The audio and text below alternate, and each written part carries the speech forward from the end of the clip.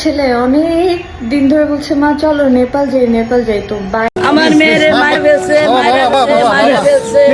আমি এর বিচার চাই, আমি এর সুষ্ঠু বিচার চাই। আলবি কেন আর একটা মেয়ে নিয়ে আমার মেয়ে সামনে স্ট্যাটাস দিছে নেপাল থেকে।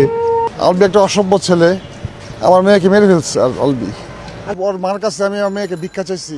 এই তিথি এবং আলভি সর্বোচ্চ 10 বছর পর্যন্ত কারাদণ্ডে দণ্ডিত হবে। এবং গাইস, ইকরা একদিনে শেষ হয়নি, তাকে তিলে তিলে শেষ করেছে আলভি। ঘরে স্ত্রী থাকা সত্ত্বেও এই অভিনেত্রী তিতির সাথে বেশ কয়েক বছর আগে থেকেই তাদের সম্পর্ক ছিল, যেটা ইতিমধ্যে ইকরার নিজের মামাই মুখ খুলে ফাঁস করে দিল। তাছাড়া অন্যদিকে ইকরার বাবা মা কেঁদে কেঁদে মেয়েকে হারিয়ে কি বলতেছে, তাছাড়াও অন্যদিকে মাকে হারিয়ে কেঁদে কেঁদে কি বলতেছে ছোট্ট শিশু রিজিক, তাও ভিডিওতে দেখতে পারবেন। এমনকি সর্বশেষ জানতে পারবেন ইকরাকে মারাতে জেলের হাত থেকে কোনো মতেই রক্ষা পাবে না আলভি। তাই বন্ধুরা, সবাইকে রিকোয়েস্ট করতেছি ভিডিওতে লাইক দিয়ে শেষ পর্যন্ত দেখতে থাকুন।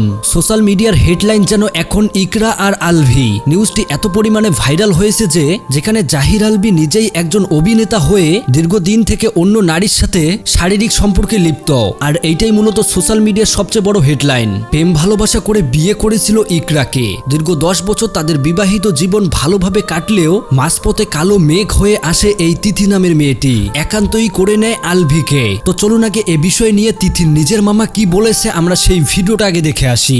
মা অলরেডি ডিভোর্স, বাবা এক জায়গায় থেকে মা এক জায়গায় থাকে। খুবই ভঙ্গুর ফ্যামিলি।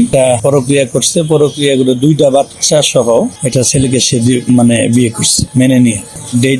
গাইস, তিথির সাথে যে তার সম্পর্ক ছিল দীর্ঘ বেশ কয়েক বছর আগে থেকেই, সেটা তিথির নিজের মামাও জানতো।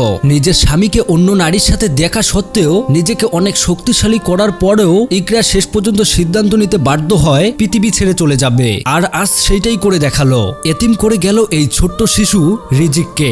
এই ছোট্ট শিশু রিজিক এখনো জানে না যে তার মা আদৌ বেঁচে আছে নাকি মারা গেছে।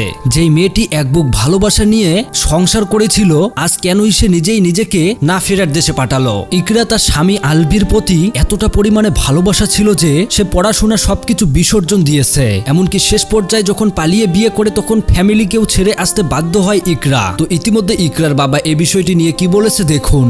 যোগসূত্র করে আমার মেয়েকে তারা নিয়ে চলে গেছে, নিয়ে তারা বিয়ে করেছে। বুঝতে পারতেছি যে খারাপ হবে, মিডিয়ার মানুষ খারাপ ভালো হয় না।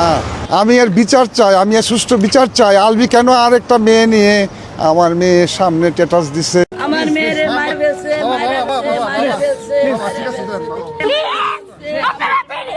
তবে গাইস, সবচেয়ে আরো দুঃখের বিষয়টা হলো নেপালে গিয়ে গার্লফ্রেন্ডের জন্মদিন পালন করতেছে আলভি, কিন্তু তার স্ত্রী মারা গেছে। নেপাল থেকে বাংলাদেশ আসতে মাত্র 2 ঘন্টা সময় লাগে, কিন্তু জানা যায় থাকতে পারেনি আলভি। মানে বিষয়টা ভাবতে পারছেন? ভালোবাসা হলে প্রতিটি ভালোবাসা ইকরার মতো হওয়া দরকার। তার শখের পুরুষকে যেন অন্য নারীর পাশে দাঁড়াতেও দেখতে ভয় পায়। তবে প্রিয় দর্শক, ইকরার এই ঘটনার সাথে টোটালি জড়িত আলভি, কিন্তু আলভি এখনো এই বিষয়টি নিয়ে মুখ খোলেনি। তো এই বিষয়টা আপনারা কি চোখে দেখতেছেন অবশ্যই কমেন্ট করে জানাবেন। আর সবার কাছে রিকোয়েস্ট থাকলো ভিডিওটা শেয়ার করার জন্য। আল্লাহ হাফেজ।